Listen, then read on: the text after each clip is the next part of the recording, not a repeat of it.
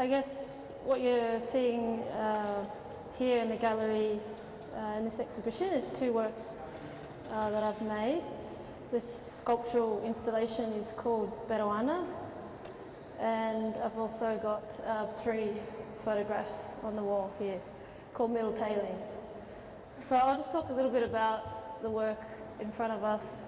It's basically thousands, more than hundreds up there, of individually made, handmade porcelain, stoneware and earthenware, and some mixed clay bodies, all fired at different temperatures, and as you can see, ranging from very small, fine made to a bit bigger at the top. And some of them are unglazed, some of them are glazed, and they're all strung on one continuous steel wire frame and suspended from 7 meters. So there's about just shy of 50 meters up here in the space. Many of you are probably wondering, what is it? It's very strange looking. Looks a bit like a tornado. I've been interested in collections for a long time. I was first introduced to collections as a teenager by the insistence of my father when we were living in Sydney, away from Bougainville. And it's very hard to, when you're away from your culture and your family, to practice custom and traditions and pass down stories. So he found out that there was a lot of Bougainville, collections from Bougainville in the Australian Museum in Sydney. So he took my family, us down as kids, and we were just sort of amazed at how much is underground there. And one of the things that struck me was seeing shell money in the collections. And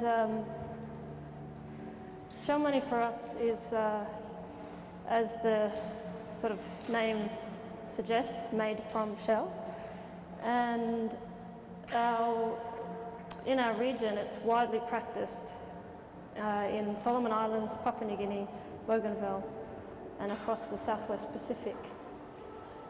And my father, it became known to me that this particular type in our language is called bana. So I was amazed by the aesthetics, really, as a young sort of art enthusiast before I went to art school. And those images of seeing all the collections stayed with me throughout my whole university art school degree. And I went and majored in ceramics at art school, at Canberra Art School at ANU, and also photomedia. And toward the end of my degree, I decided that we were allowed to pick a topic for our thesis. And for my honours thesis, I said, look, I'd like to go back to Bougainville and learn traditional pottery of one of our last surviving master potters. And so I spent 4 months living with Tamana Sarenga of Malasang, in Malasang village. So I learnt the traditional techniques, and if many of you were here this morning for the cooking demonstration with Sago, those cooking pots out of earthenware, I learnt to collect the clay from the swamps, the clay deposits from the mountain, mix it, went through the whole process. So it was interesting and fascinating. But when I came back to art school, one of the biggest things I learnt by learning tradition was that, and who I was and what I was going to create, I didn't want to just repeat tradition. I wanted to pay homage to a lot of tradition, but create something new for me. And this whole time that I was in art school, I spent many trips to the Australian Museum and got to know the North Solomons collection very well. And on one of those trips, I met the then director, Lawrence, of the Solomon Islands Museum, and we were having really good stories in the collection. And he pointed at quite a few of the shell money, and he said, you know, there's quite a lot that are porcelain in overseas collections, like British Museum, you know. And so he started to tell me the story about how before missionaries and before the Australian colonial government came in and really started to take control of Bougainville, that there was a lot of trading happening with whalers. And because they were so desperate for fresh food and for you know, things from land, water, they found that they could trade shell money, and it became known to them that there was this indigenous, homegrown, robust economic system made from shell. So on a lot of the trips, they would take this shell money back and go back to England and make porcelain copies, and then come back and trade again. So in a way, there was this sort of interesting story that was unfolding in history about trade and exchange and how materials came to the Pacific, and really fine porcelain comes from China. So as someone who studied all that, I was quite interested of how objects came from around the world, even trade beads and red cloth material, and now that they're actually in overseas collections. So in this work, I wanted to blow it out of proportion, I guess, and I started making smaller ones in the studio a couple of years ago, and a curator came, a visiting curator, saw some of my work and said, "What are you going to do with this?" And I said, "Oh, well, really, ideally, I'd like to make so much of it and suspend it in a contemporary art gallery space." So she just sort of inspired me and encouraged me and said, "You should do that." And so I did. And so this work was first shown at the Museum of Contemporary Art for an annual show exhibition called Primavera, which is a fantastic exhibition that happens every year for Australian artists nationwide under 35. So I could realise that work in that space, and the idea that it's suspended is because I wanted to talk about currency in a way that it is not known in the Western sense. And my personal involvement or engagement with Beroana has been through many stages of my life. I underwent a coming-of-age ceremony called Gagaskuri, where I was adorned with shell money and a crisscross around my front. And I've had to also purchase collectively with my clan members lots of shell money for weddings, lots of cousins being married. We have to spend a lot of money sourcing, finding out where we can get really good shell money. So for us, the people who make the finest shell money, they live on Carteret Islands. So some of you might have heard about the Carteret Islanders who, due to rising sea levels, have to relocate off their island and move to mainland Bougainville. So often, you know, we would source shell money from Solomon's, at the market, through people we knew, and so on. And in 1999, I returned to Bougainville with my family because Bougainville went through a period of conflict. And 1999 to 2000 saw the beginning of the Bougainville peace process. So again, I saw Beroana as it was suspended in a chuhana during our reconciliation process. And 2 years ago, my father passed away, and again I saw a very big chief version of a Beroana being suspended from the men's house. So there's sort of the meanings behind this work, and it's also in contrast to the three photographs, which are shown with the work as well. And what you have is, it's called middle tailings, and they're smaller in scale on purpose, because what you're seeing here is sort of copper in its raw form oozing out of the earth. And in the middle image, you'll see the copper coming down what used to be a freshwater river system. And then on the left you'll see a crane that has been completely stripped bare of all of its mechanics and steel and sort of fallen down into this huge moonscape valley. And it's sort of looking and playing with scale because I'm actually looking right on top of it, standing. And I think that truck's probably like as tall as this building. So yeah, and one of my trips back home, I walked through the central ranges of Bougainville and came out through the waste, the Jaba River, where the mining company came and completely decimated and cleared virgin forest and whole valleys just to dump undiluted toxic waste. So looking at how this external interest in mining and wealth and this idea that around the 1960s, which is really interesting because this exhibition looks at art from Papua New Guinea around 1966 till now, and Bougainville has had a very, very sort of parallel history with Papua New Guinea.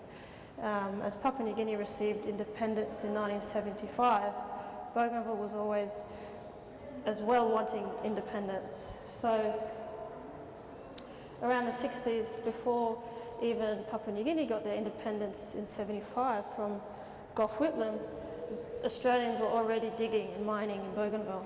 And at the time of them talking about nation building, they were explaining to the indigenous landowners what Crown law was. And you know, it's a foreign concept to Bougainvilleans who live off their land for thousands of years and have our own systems of economy. And they would come in and say, anything 6 feet under the earth, it belongs to us. So they moved the PNG and Bougainville people off. So I think it's important to show another side to that whole sort of interesting point in Bougainville's history, and yeah, I think it's really important to be in this show, and I'm really, really happy about that. But that's pretty much the work as you see it. So if anyone has any questions, I'd be happy to answer. How did I put it up?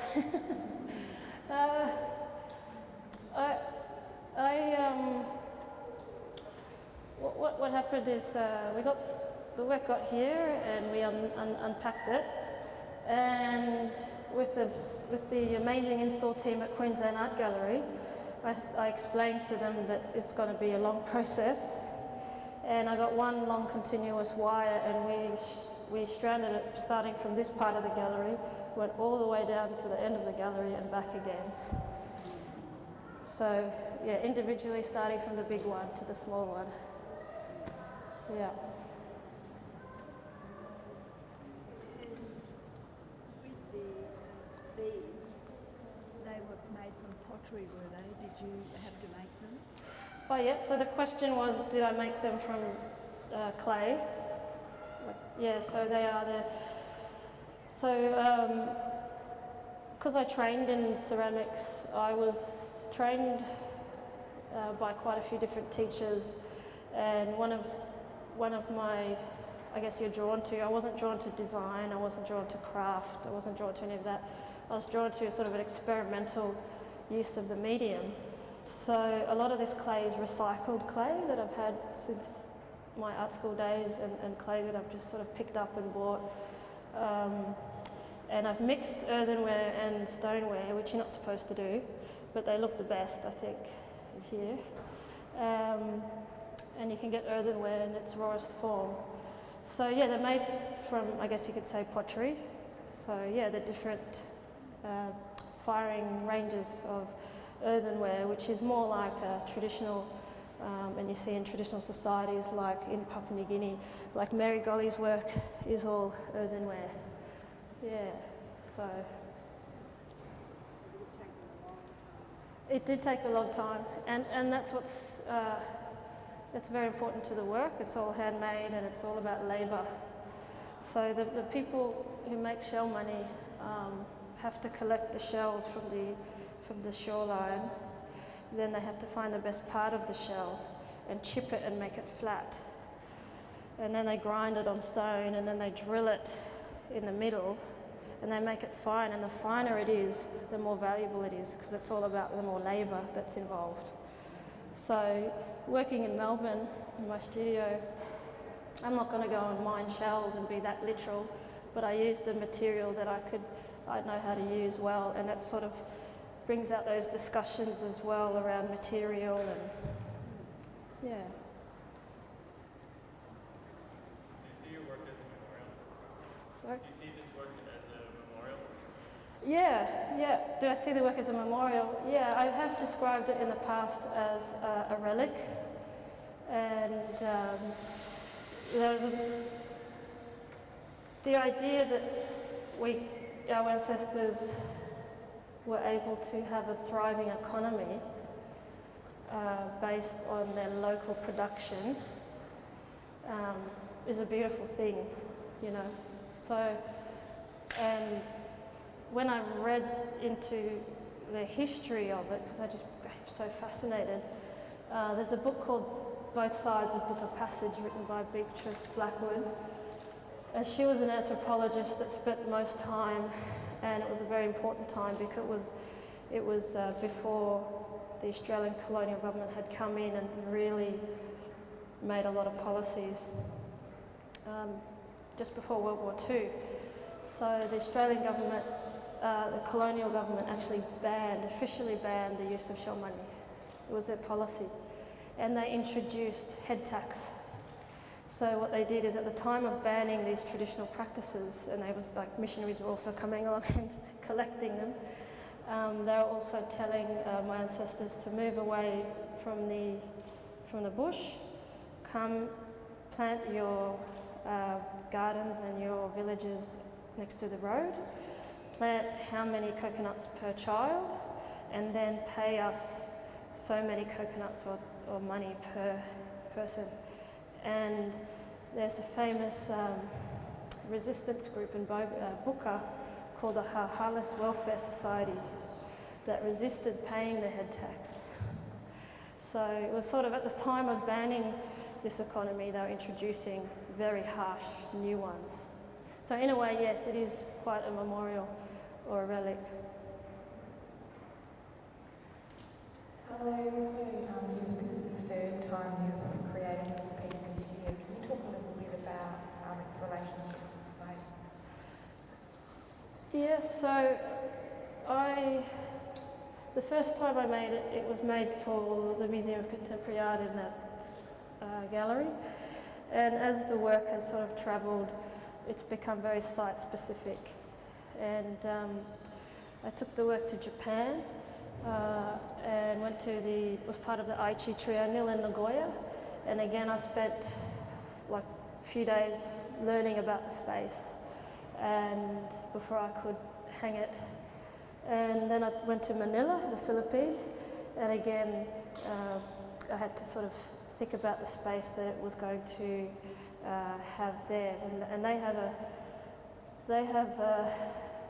sort of a flight of stairs that you can go up and look down as well in their gallery. So when I came here, I was just sort of spent quite a few days while we're unpacking and stringing the work and thinking, okay, this work has to live and breathe here for quite a few months, and it has to live and breathe with incredible artists around me as well. So I decided to hang it in this way, and also that it keep its consistent concept, which I take everywhere, is that it's actually a topographical form, and it's as though you're looking into the benches of a mining pit. And so in Japan, I drew the form there as well, and then we suspended it like that. And here, it looks like it looks like the benches are coming down, and